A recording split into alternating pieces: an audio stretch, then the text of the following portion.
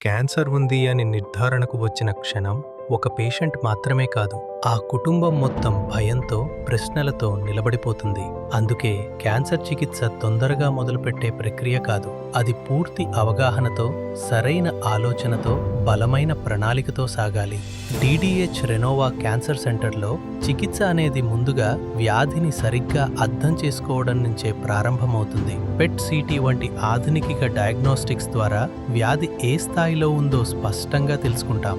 ఆ తర్వాత surgical, medical మరియు రేడియేషన్ ఆన్కాలజిస్ట్స్ అందరూ కలిసి చర్చించి నిర్ణయం తీసుకుంటారు. ఈ నిర్ణయాలు ఒక వ్యక్తివి కాదు, ఇవి ఒక బృందం తీసుకునే నిర్ణయాలు.